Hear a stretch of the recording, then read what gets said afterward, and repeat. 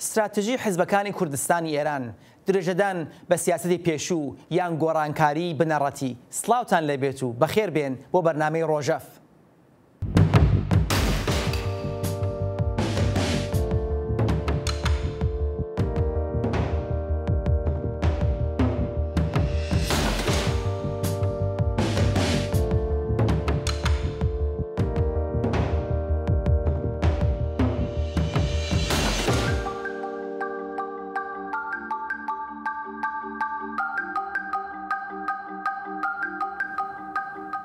خەباتی سیاسی حیزبەکانی کوردستانی ئێران ساڵانێکی زۆرە بەردەوامە. ئەم حیزبانە هەم ئەزمموی خەباتی چەکداریان هەیە و هەم کاری دیپلۆماسی و چالاکی لە کۆمەڵگای مەدەنی. دوای زیاتر لە 10 ساڵ خەباتی چڕوپڕی پێشمەرگانە دوو حیزبی سەرەکی ئەو کات کشانەوە بۆ قوڵای هەرێمی کوردستانی عێراق و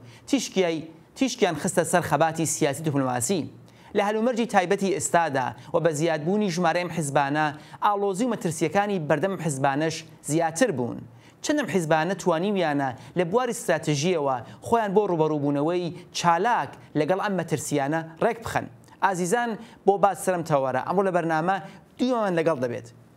میوانەکانی بەرنامەم حوتە کە لە ڕێگای سکایپەوە لەگەڵمان دەبن بریتین لە بەڕێزان ڕەزا کەعبی جێگیری سکرتەری کۆمەڵی دەسەڵاتدارانی کوردستان و خاتوو فاتمە عوسمانی ئەندامی ناوەندی سیاسی حزب دموکراتی کوردستانی ئێران و هەروەها بەرپرسی یەکێتی ژنانی دموکرات. بەخێرهاتنی هەردوویان بەرامە دەکەم و لەسەر ئیزنیان لەگەڵ کاک ڕەزا دەست پێ دەکەین. کاک ڕەزا لەگەڵ سپاسی دووبارە بەمەدەبوونتان ئەو شتەی کە ئێمە دیمان لە هەفتەی ڕابردوودا لەگەڵ با بڵێن موشکبارانی بنکەی دوو حزب دموکرات و هەروەها لە سەدارەدانی 3 بەندکراوی سیاسی و بە دوای ئەویشا لە ڕۆژ دوای ئەوە چەند بەندکراوی تر و 3 بەندکراوی تر لانی کەم و هەروەها دوای نیشاندانی ناڕەزایەتی بە کۆمەڵ لە کوردستانی ئێران واتە مانگرتنی گشتی جۆرێک بەڕای هەندێک لە چاودێران گۆڕانکاریەکی بنەڕەتی لە سیاسی کوردستان دروست کردووە. دەڵێن ئەمە پەیامێکە لە گەلی کوردستانەوە بۆ حیزبەکان بۆ ئەوە کە ئەگەر حیزبەکان ئامادە بن یەک بگرن ئەمانیش ئاوا بە یەکگرتووی بەرەوپیری داواکاریەکەیان دێن. پێتان وایە حیزبەکان چەند ئەم پەیامە بەجددی وەردەگرن لەو بارەیەوە کە هەنگاوی بەکردەوە هەڵبگرن بۆ یەکخستنی خۆیان لە بەرەیەکی یەکگرتوودا. زۆر سپاس کاک شایدی بەڕێز، هەروە بە خێراتنی میوانی بەڕێزتانەکەم بەڕێز فاتمەی عوسمانی سەبارەت بەو باسەی کە ئەمڕۆ ئاماژەی پێکرد و بەرنامەکە لەسەرەوە داڕێژراوە. دەبێ بڵێم کە بزوتنەوەی کوردستان ئاماژە بەشی یەکەمی پرسیارەکەتە. بزوتنەوەی کوردستان بزوتنەوەیەکی سیاسیە، بزوتنەوەیەکی حەقوازیە، بزوتنەوەی خەڵکێکە کە بەرحەڵ دەیانهەوێت لە ژێر دەستەیی و ستەمی نەتەوایەتی ڕزگاریان بێ و لە ماوەی 100 ساڵی ڕابردوو گەلێک بزوتنەوە هەڵس و کەوت شکست و سەرکەوتنی بەدەستێناوە و بەرحەڵ گەلێک شێوازی خەباتی بەخۆی بینیوە. هەر لە کۆماری مەهاباتەوە بە دامەزراندنی جمهوری دموکراتیکی کوردستان لەوە بگرە تا دواتر بزوتنەوەی ساڵەکانی 46-47 و دواتر شۆڕشی دوای هاتنە سەرکاری کۆماری ئیسلامی و کە شەشمانگی ئەوەڵی بە بڕوای من مەقتەیەکی زۆر مهم بوو بۆ ئەوەی کە خەباتێکی سیاسی مەدەنی گەورە لە کوردستان دەستی پێکرد، چون بە ڕووخانی ڕژیمی پاشایەتی دەرفەتێکی گەورە ڕەخسا بۆ ئەوەی خەڵکی کوردستان بێنە مەیدانێکی پانوبەرینتر و هەروایش بوو. بەڵام ئەمە کۆماری ئیسلامی بوو کە بە هێرش و فتوای جەهات لە دژی خەڵکی کوردستان، خەڵکی کوردستانی پاڵ پێوەنا و حیزبە سیاسەکانی پاڵ پێوەنا کە بۆ دفاعی مەشروع مسلمی خۆیان هێزی پێشمەرگە و دەست بۆ چەک برن. و دەزانین کە پێش فتواکە لە نەورۆزی خوێناوی ساڵی 1358 کە چ ڕۆژ بوو کۆماری ئیسلامیات وە سەرکار بەبێ هیچ بیانوویەک شاری سنەیاندا بەر تۆپباران و خونپارە باران و زیاتر لە 200 کەسیان خەڵتانی خوێن کرد. بەنابەرین بزوتنەوەی کوردستان لە ناوەڕۆکی خۆیدا پەیامێکی سیاسی پێیە، پەیامێکی ئازادی خوازانە و حەقوازانەی پێیە و تا ئەو جۆی بۆی کراوە سعی کردووە لە ڕێگای سیاسی و لە ڕێگای مبارزەی سیاسی و مبارزەی مەدەنی دانوستان و مزاکرە خەڵکی کوردستان بە مافەکانی خۆی بگات بەڵام ئەمە داگیرکەرانی کوردستانن کە بەرحاڵ نەتەنیا وڵامی ئەم خاستانە نادەنەوە بۆ ئەوەی کە کوردستان زۆرتر لە ژێر دەستەی یا بەیڵنەوە بە ئیتر ئەنوا ئەقسامی هێرشی هەوایی و زەمینی و بە ئەرتەش و سپا و هەموو ئەوانە زیندان و ئەشکەنجە و کۆمەڵی ئەعدامی بە کۆمەڵ و ماڵوێرانی و تاڵان و بە زۆر داگیرکردنی وڵاتەکە وەڵامی ئەم خواستە سیاسیەی خەڵکی کوردستانیان داوەتەوە ئەمە مەسەلەیەک تا ئەو جێگەی کە بڵێن کە بینەوە سەربەشی دووەمی پرسیارەکە کە بالاخره بەم ڕووداوانەی ئەخیر و بەتای بە دوای ئەو مانگرتنە خەڵکی کوردستان پەیامێکی داوە بە حیزبە سیاسیەکانی کوردستان ئەم پەیامە لە زۆر بۆنەی ترە لە 40 ساڵی ڕابردوو دراوە بە حیزبەکان ئێمە سەرەتای بزوتنەوەی کوردستان پاش ڕوخانی ڕژیمی پاشایەتی و هاتنە سەرکاری کۆماری ئیسلامی هەیئەتی نوێنەرایەتی گەلی کوردمان هەبوو کە بەرحاڵ ئەو دەم توانی بە باشی ئەم بزوتنەوە نوێنەرایەتی بکات دوای ئەوە لە زۆر مەسەلەن لە وەختێکە لە شۆڕشی 3 ئیسفەند لە شاری سنەڕوویدا کۆمەڵە و دموکرات بەیەکەوە ڕاگەیاندنیان دەرکرد و بالاخره هەڵوێستی خۆیان نواند لەو بەشە لە مانگرتنەکەی بۆ ئیعدامی فەرزادی کەمانگەروان خەڵکی کوردستان دووبارە جوابی ئەمەیان داوە لە ڕووداوەکەی مەریوان بۆ کوشتنی ئەو ژینگە پارێزانە جارێکی تر خەڵکی کوردستان وەڵامی داوەتەوە ئەم مانگرتنە کە گەورەترین خەباتی سیاسی مەدەنی ساڵانی ئەخیرە ئەم پەیامە ڕوونەی تێدایە بۆ حیزبەکان و پێم وایە لە بەرابەر ئەمەدا حیزبەکان علامەتێکی سوال لە بەرابەر هەموو حیزبەکان قەراری گرتووە یا دەبێ وەڵامێکی دروست و شایستە بەم داخوازی خەڵکی کوردستان بدەنەوە یا دەبێ بالاخره تەکلیفی خۆیان ڕوون بکەنەوە ئەمە مەسەلەیەکی واقعیە و هیوادارم کە ئەم پەیامە بە هەموو حیزبەکان گەیشت زۆر چاکڕەت دێمە لای جەنابتان دواتر بۆەوە بڵێم کە چەنێ ئێوە وەک یەک لە ڕێبەرانی حیزبە کوردیەکان ئامادەن بۆ ئەوە کە بۆ ئەم پەیامە هەنگاو هەڵبگن وەک خۆتان وەک حیزبی کۆمەڵی زەحمەتکێشانی کوردستان خات و فاتمە ئێمە دەزانین کە ئەم ڕووداوە دوایانە بۆ بەڕێزت جگە لە وەک یەکی لە ڕەهبەرانی حیزب دموکراتی کوردستانی ئێران با بڵێن لە بواری تاکەسیشەوە معنایەکیە بەهۆی گیانبەختکردنی یەکێ لە عەزیزانتان ئێوە چۆن چاو لەمە دەکەن ئێمە دەزانین کە لەگەڵ ئەو هەموو ناکۆکیەکە لە نێوانی دوو حیزب دموکراتی کوردستانی ئێران و کوردستاندا هەبووە ژنان لەم دوو حیزبە یەکێتیان هەیە و هەردوو با بڵێن ژنانی هەردوو لایەن لەژێر چەتری یەک ڕێکخراوەدا چالاکن ئەم ساڵانەش پێتان وایە کە چەند هەوڵی ئێوە وەک یەک لە ژنانی ڕێبەرایەتی و ژنانی تری ڕێبەرایەتی لە حیزبەکانی تردا دەتوانێت وەک سیاسەتێکی ژنانە سەرکەوتوو بێ بەسەر ئەو با بڵێن ڕوانی نەزاڵەی پیاوانی سیاسی کە ڕەنگە کاریگەر بوو بێ لەوە کە نایانتوانی و یەک بگرن تا ئێستا سەرەتا ڕێز و سڵاوم بۆ جەنابتوو بۆ بەڕێز کاگڕزای کعبی و هەروەها بینەرانی بەرنامەکەتان ئەوەی کە گرینگە ئێستا بەنسبەت ئەو کارەساتەی کە لە هەفتەی خەرماناندا ڕوویداوە ئەو پەیامەی کە بە دوای خۆی داهێنا بە شەهیدبوونی گەلێک لە پێشمەرگە و کادرە دێرینەکان و ڕێبەرانی حیزبی دموکرات دەبێ بڵین کە لەگەڵەوەی کە ئێمە ژنانی حیزبی دموکرات لە حیزبی دموکراتدا و لە حیزبەکانی دیکەشدا لە ناوەندێک بە نێوی ناوەندی ژنانی ڕۆژهەڵاتی کوردستان لە ماوەی 3 ساڵ و نیوی ڕابردوودا هاوکار بووین کاری هاوبەشمان هەبوو و ئەوەی کە حیزبەکانی ڕۆژهەڵاتی کوردستان کە ڕێکخراوەکانی ژنانتیاندا چوو بوو نەژێر یەک چەتری هاوکاریەوە و بە سیاسەتێکی واحید لە بواری مەسایلی ژناندا کاریان دەکردوە هێندێک جاریش هەڵوێستی سیاسیان دەنوان پێشگیر نەبوون و بەربەز نەبوون لە بەردەم ئەو هاوکارێکە ئێمە زۆر لە ژنان لە ڕێبەرایەتی حیزبەکانی خۆماندا بووین و لە لایەکی دیکەش لە ناوەندێکدا بووین کە هاوکاری هاوبەشمان هەبوو هێندێک جار هەڵوێستی سیاسی تایبەتمان هەبوو لەو مەسەلەیەدا هیچێک لە حیزبەکانی ئێمە بەربەز نەبوون لە بەردەم ئەو هاو هەڵوێستی ئێمە ژنان لە نێو بزوتنەوەدا من ئەوە بە خاڵێکی ئەرێنی دەبینم و پێم وایە ئەوە سەرەتایەک بووە لە نێو حیزبەکانیشدا کە بەربەز نەبوون لە بەردەم هاودەنگی ئێمە ئەو هاودەنگە لە داهاتوودا دروست ببێت بەڵام ئێمە وەک ژنانی ڕۆژهەڵاتی کوردستان و ژنانی نێو حیزبەکانی ڕۆژهەڵات نەک هەر ئێستا هەر وەک باسم کرد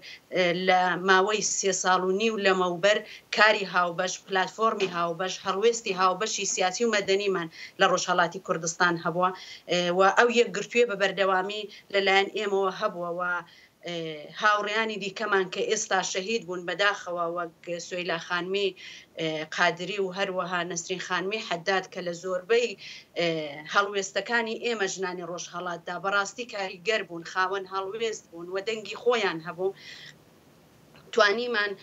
شتێکی هاوبەش بکەین و دەنگێکی هاوبەش بە ژنانی ڕۆژهەڵاتی کوردستان بگەین و ئەو یەکگرتوویە لە نێو ژنانی ڕۆژهەڵاتی کوردستان دروست بکەین بۆیە ئێمە پێمان وایە ئەوە کاریگەری هەبووە لەگەڵەوەی کە بە دوو هۆکاری یەکەمەوەی کە حیزبەکان بەربەز نەبوون لە بەردەم هاودەنگی ئێمە لەبەرەوەی کە زۆربەی و ڕێکخراوانە سەر بە حیزبەکانن و دووەمەوەی کە زۆربەی ئەو ژنانەی کە لە نێو ئەو هاودەنگێدا بوون و ئەو ناوەندەیان پێکێناوە ژنانێک بوون کە لە حیزبەکانی خۆیاندا لە ڕێبەرایەتی حیزبەکاندا بوون بۆیە کاریگەری هەبوو لەسەر یەکدەنگی حیزبەکان و دواتریش دەبینین کە حیزبەکانی ئێمە لە ماوەی 1 ساڵی ڕابردوودا ناوەندی هاوکاری حیزبەکانی ڕۆژهەڵاتی کوردستانیان پێکێنا کە لە دوای هەفتەی خەرماناندا بەڕاگەیەندراوێت کە داواکارێکی گشتیان لە خەڵکی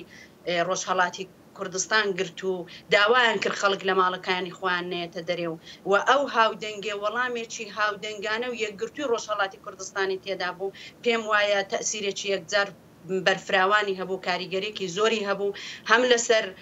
خەڵکی کوردستان هەم لەسەر حیزبەکانی ڕۆژهەڵات کە ئەو پەیامە وەرگرن یەکدەنگی دروست دەکا و داواکارێکی یەکگرتوانە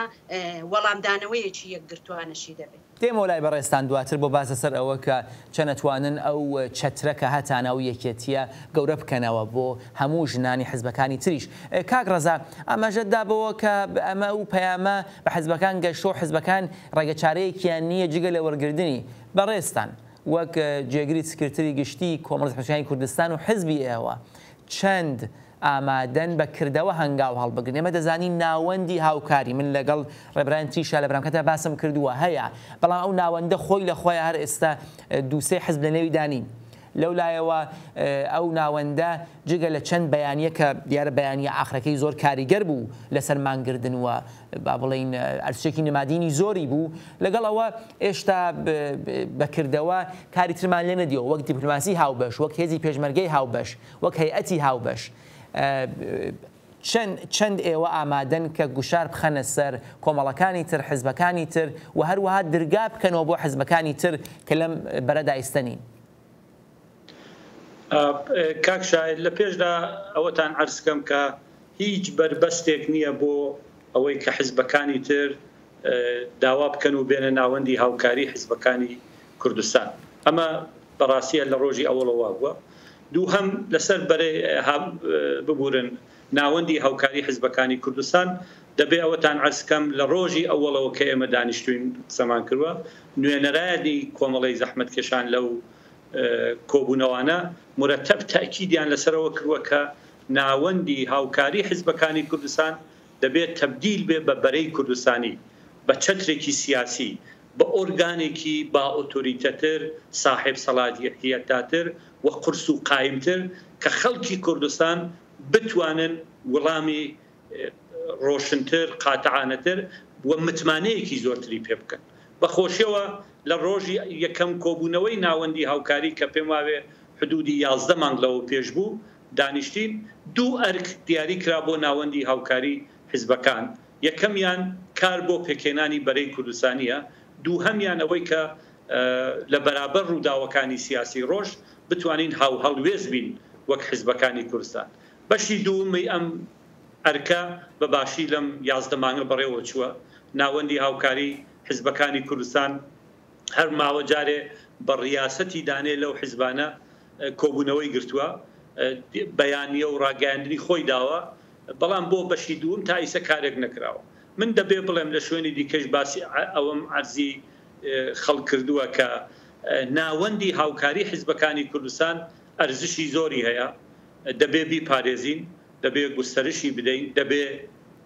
پڕتەوانتری بکەین بەهێزتری بکەین صاحب سەلاحیەتتری بکەین بەڵام بە بڕوای من ئەم ناوەندە ڕساڵەتی خۆی ئەنجام داوە ئیتر ئەم ناوەندە ئەوە نییە کە ببێتە چەترێکی سیاسی کە ببێتە پێگەی ئەوەی ستادی ڕەهبەری مبارزاتی ئێستەی خەڵکی کوردستان لە ڕۆژهەڵات بۆیە پێویستی بە ئەوە هەیە کارێکی دیکەی بکەین و ئۆرگانێکی دیکە بەرەی کوردستانیە جبهەی کوردستانیە هەیئەتی نوێنەرایەتی گەلی کووردا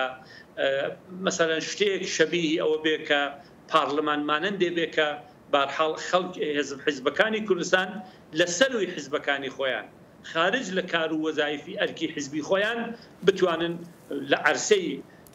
ڕەهبەریکردنی مبارزاتی سیاسی ئەمڕۆی ڕۆژهەڵاتی کوردستان بتوانن بە یەک و ئستراتیژیەک و شتێک بەرنە پێشەوە من پێم وایە پێویستی بەوە هەیە گوستەرشی بدەین من پێم وایە جێگای مەسەلەن کۆمەڵەی سازمانی کوردستانی حیزبی کۆمونیست بە تەواوی خاڵیە دیارە هەل لە ڕۆژی ئەوڵەوە ئێمە داوامان کردووە لێیان و باسمان کردووە ئیتر ئەوان بۆ خۆیان قەناعەتیان بەوە نەهێناوە و بەحسێکی درە کاکڕەزا داوای لێبورد نەکەم هەر زۆر بە کورتی پەژاکچی ئاماژەدا بە کۆمەڵ ئاماژەت پەژاک نەدا من پێم وایە هیچ بەربەسێ لە ڕێگای پژاکیش نییە یعنی من نەمبیستووە لە هیچ کۆبوونەوەیەکی ناوەندی هاوکاریە کە پژاک بێت یان نێت ئەسڵەن ئەم بەحسە وجودی نەبووە کە من بۆ خۆم تەحلیلمەوەی ئەوان باتەوەجۆ بەو مەوزەعە و باتەوەجۆ بە شتێک کە دەریان کرد حدودی مانگونیوێ لەو پێش فکر ناکەم ئەوان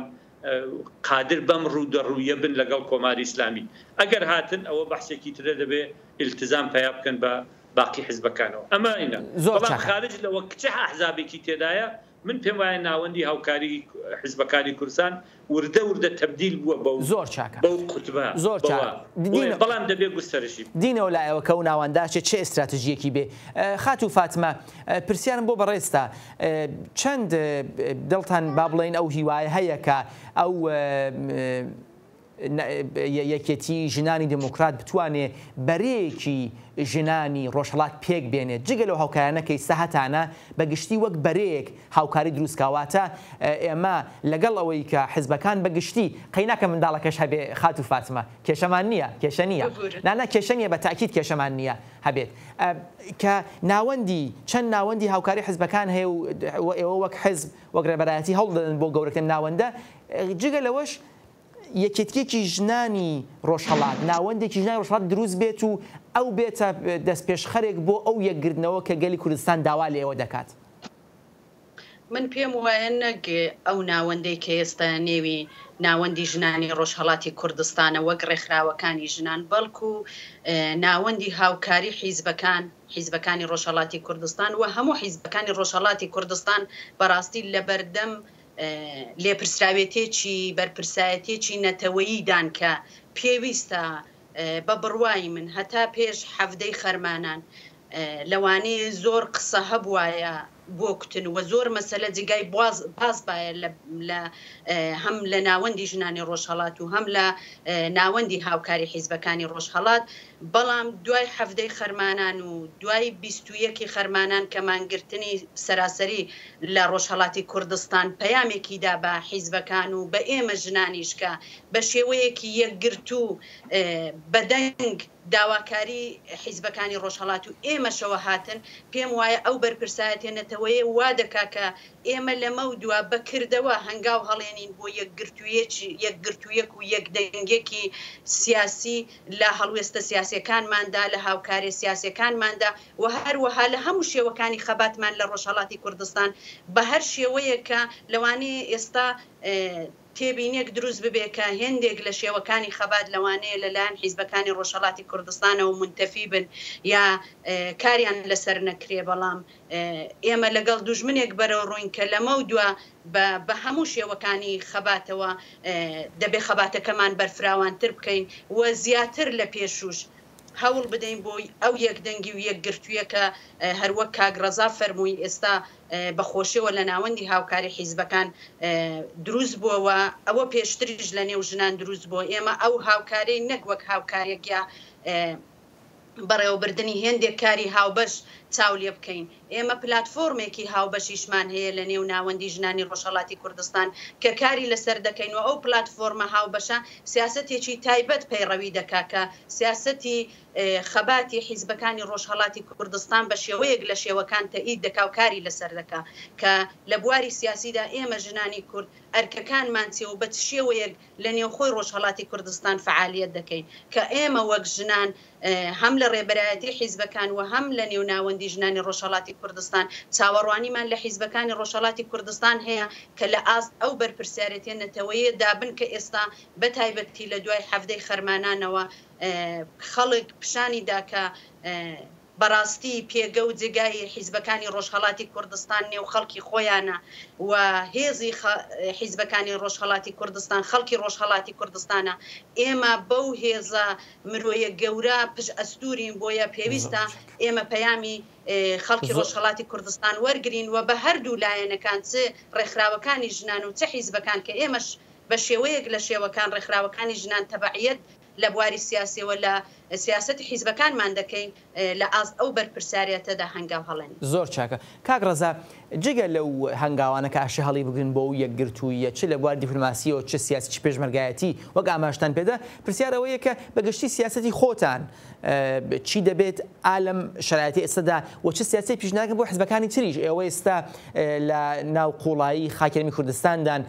کۆماری ئیسلامی نیشانی داوەتوانین بە موشک ئێوە بپێکێ بێ ئەوە پێویست بێ هێز بێنێت و بە شێوازی شەڕەکە ئەسڵەن توانایەکان گۆڕدراوە بڕیارتان چییە؟ هێز پێشمەرگە ئەیهەڵنەوە بەگشتی هێزەکانتان دەبەنە شاخ ئەیگوازنەوە هێزی سیاستان با بڵێن گەورەتەکەنەوە دێنە ناو قوڵایی خاکی کوردستانی ئێران چیەکەن چۆن لەگەڵ ئەم ڕەوشە و ئەم مەترسیە گەورانی ئێستا ڕوبەڕوو دەبنەوە؟ ئەوە ڕاستە کاک شاهد کە بەرحاڵ کۆماری ئیسلامی بەم هێرشە موشکیەکە کردی نیشانیدا یعنی من پێم وایە بەر لەوەی کە قدرەتی خۆی نیشانیدا کە بەرحاڵ تا چ ڕادێک خەباتی ڕزگاری خوازی و بزوتنەوەی کورد جێگەی نیگەرانی و مەترسیە بۆ کۆماری ئیسلامی ڕژیمێک کە لە سەر مەرگە ڕژیمێک کە لە چەند مانگی ڕابردوو لەلایەن ئیسرائیلەوە 200 جار پایگاکانی نظامی لە سووریە بۆمباران و موشکباران کراوە ڕژیمێک کە هەموو ڕۆژێ لە سنوورەکانی ئێران و عێراقەوە جەنازەی پازدار و فەرماندەکانی ڕەوانەی ئێران دەکرێتەوە ئەوە مثلەن کۆرکۆری دەخوێنن لە دژی ئەحزابی کوردستان کە شاید ئەسلحە قورسەکانیان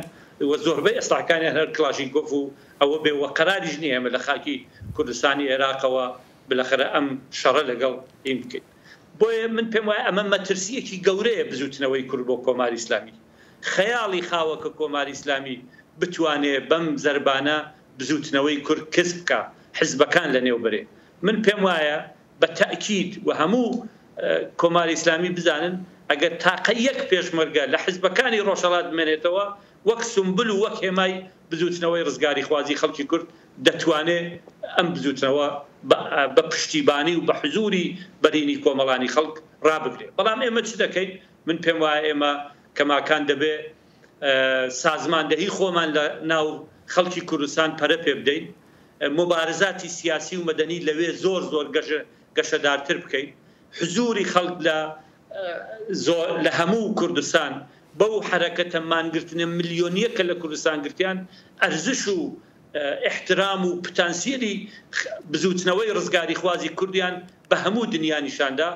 و نیشانیدا کە ئەو زەربە کە کۆماری ئیسلامی وەشاندی و بەداخەوە کۆمەڵێک تێکۆشەری دێرین کۆمەڵێک لە ڕەهبەرانی حزبی دموکرات کۆمەڵێک لە ئینسانهای بالاخره شایستە و فداکارمان لەدەستدا لە بەرابەر ئەو حرەکەت و مانگرتن و ئەو شور و شەوقە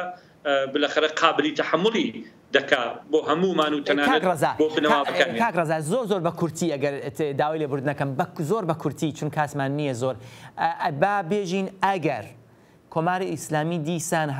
هێرشێکی هاوشێوە بکات بۆ سەر یەک لە بنکەکانی حیزبەکانی کوردستانی هەر لایەن یەک بێت و نیشانی بدا کە بەردەوامە ئێمە دیمان هیچ کاردانەوەیکی نێونەتەوەیی نەبوو دەسەڵاتی عێراقی هەرێمی کوردستان شتێکیان پێ نەکریا یان نایانوزیان ناتوانن ئەو کاتە چی دەکەن یعنی جگە لەم هەڵوێستنەتەوایەتیە کە هاتانە بەکردەوە چیتان هەیە بیکەن لە شرایەتێکی ئاوادا من پێم وایە بەکردەوە زۆر معلومە دەبێ لەو تەلەفاتە کەمتر بکەینەوە بە سفری بگەێنین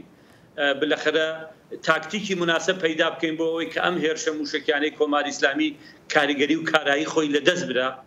بەرهەمێکی نەبێ بۆی و دووهەمەوەی کە ئێمە پێما وایە لە باشووری کوردستان خەڵکی باشووری کوردستان بە تایبەت دەبێ متەوەجەی ئەوە بکەینەوە هێرشە بۆ سەروەری ئەوان دەبێ ئەوان قبولی نەکەن و دەبوو لەم جەرایانەشدا سەدها هەزار نەفەر لە سلێمانی و هەولێر و باقی شێرە شارەکان بێنە سەر شەقامەکان ئەمە دژی سەروەری ئەوانە و ئەوان نابێ قبولی بکەن لە بەرچاو ئەوانەوە کۆمەڵێک پێشمەرگە و کۆمەڵێک کە بارحەڵ ڕاستە هەمومان کوردین بەڵام ئێمە میوانی ئەو خاکەی ئەوانین و ئەوان حەقوا بوو کە ئێستێش بە بڕوای من ڕێکخراوە مەدەنیەکان حزبەکان دەبێ قاتعانەتر لەوە بجوڵنەوە و حزبەکانیش لەم بارەوە یەکگرتوو بین لەبەرەوەی کە بارحاڵ فکری زۆرتر بکەنەوە بۆ پاراستنی خۆیان و من پێم وایە ئەمە دەورانێکە لە وەک دەورانی بۆمبارانی شیمیایی هەڵەبجە وەک بۆمبارانی زۆربەی شارەکانی کوردستان و ئەوە تێپەڕە بێ بالاخره بزوتنەوەی کورد بە بڕوای من بە تەوان و زەرفێتێکی زۆرتر سەر هەڵەدا. زۆر سپاس. خاتو فاتمە لایەنی ئێوەچی بەپێی ئەوە کە بارحاڵ هێرشەکە کراوەتە سەر بنکەی حزبەکانی دموکرات و ئەو وەختە دەزانین مەترسیەکەیش بەردەوامە هەندێک هەواڵ هەیە کە هەڕەشە هەیە لەسەر هەندێک لە ڕێبەران و بە شێوازێک کاری ئاسایشی بۆ کراوە کە ئەو مەترسیانە کەم بێتەوە خەسارەتر نەدرێت لە حزبەکانی ئێوە چی پێتان وایە کە کاتیەوە نەهاتووە کە بەگشتی بنگە و بارەگای خۆتان بگوازنەوە بۆ قەندیل یا شاخێکی تر کە هەم ڕێگرتان نەبێ بۆ چالاکی پێشمەرگانە و ئەوەی کە پێی دەکوتێ ڕاسان لە هەرێمی لە نێو کوردستانی ئێراندا و هەم ئەوەی کە مەترسی لەسەرتان کەمتر بێ وەگەوەی کە دەیبینین ئەو هێزانێکی سەر لە قەندیلن بە حەز و ئارزوی خۆیان چالاکی سیاسی و پێشمەرگانە دەکەن و لە هەمان کاتیشدا بنکەوبارەکان جۆرێکە لەناو ئەو قەڵا و با بڵین دار و کێوەدا کە بەڕاحەتی دەسەڵاتەکانی ناوچە دەرەقەتیان نایەن. خاتو فاتمە؟ بەڵێ فەرمون بەڵێ. ئەوەی کە پەیوەندی بە چالاکی نیزامی حیزبی دموکراتەوە هەیە هێزی پێشمەرگەی حیزبی دموکرات لەسەر سنوورەکان جێگیرە و هەروەک ئێوەش ئاماژەتان پێدا لەسەر سنوورەکانە ئەوەی کە لێرە دەکرێت لە بنکەوبارەگاکانی حیزبی دموکرات زیاتر کاری سیاسی و کاری ڕاگەیاندنە و زیاتر چالاکی سیاسیە و ئەوە شتێکی تازەنێک کە ڕێبەرانی ئێمە لەلایەن کۆماری ئیسلامیەوە لە ژێر مەترسیدا بن بە درێژایی مێژووی کۆماری ئیسلامی ڕێبەرانی ئێمە شەهید کراون ڕێبەرانی ئێمە لە ژێر مەترسیدا بوون و بەداخەوە حیزبی دموکرات و هەموو حیزبەکانی دیکەش بەهۆی ئەوەی کە بزوتنەوەی کورد بزوتنەوەیەکی زۆر مەترسیدار و بزوتنەوەیەکی زۆر حەقخوازانە لە ئێران لە سەراسەری ئێراندایەوە بزوتنەوەیەکی زۆر چالاکە بە بەردەوامی جمهوری ئیسلامی ئەوەندە ترساندۆ کە هەر چەکێکی هەیبێ و هەر چەکێکی لە بەردەستی دابێ لەسەر میلەتی کوردی تاقی دەکاتەوە بەڵام ئێمە بۆەوەی کە ئەو تەلەفاتانە بە حەدی ئەقەلی خۆی بگەێنین بۆەوەی کە خۆمان بپارێزین زۆر ڕێو شوێنی ئەمنی تازەمان گرتوۆتە بەروە بۆ پاراستنی کەمپەکانمان بۆ پاراستنی بنەماڵەکانی حیزبی دموکرات هەروەها بۆ پاراستنی کادیرانی سیاسی حیزبی دموکرات لە نێو حیزبی دموکراتدا بەڵام لەگەڵ ئەوەشدا لەوانەیە و تاکتیکانە جگای باز نەبن لەوانەیە کاگڕزاش هەر بەو شێوەیە کە باسی کرد هێندێک تاکتیکی نوێ هەبێکەوە حیزبانە بیگرنە بەر بە تایبەتی حیزبی دموکرات کە بوو بۆ بەرپەلاماری هێزی سەرکوتکەری کۆماری ئیسلامی کەوتووە ئەوەی کرد لە دنیا چاوەڕوان نەدەکرا موشک بە دژی لایەنێک وە سەروەری وڵاتێکی دیکە ببەزێنێ لە ئۆپۆزیسیۆنی وڵاتێک بدرێ ڕوویدا بۆیە ئێمە ئەوەمان بە مەسەلەیەکی ئەمنی جددی وەرگرتۆ و کاری لەسەر دەکەین بەڵام وەک چالاکی نیزامی ئەوە لە کەس شاراوە نییە کە هێزی پێشمەرگەی ئێمە لەسەر سنوورەکان چالاکی دەکەن و لەسەر سنوورەکانن و ئەگەر لە ڕۆژهەڵاتی کوردستانیش چالاکێک هەبوو بێ هێزی پێشمەرگەی ئێمە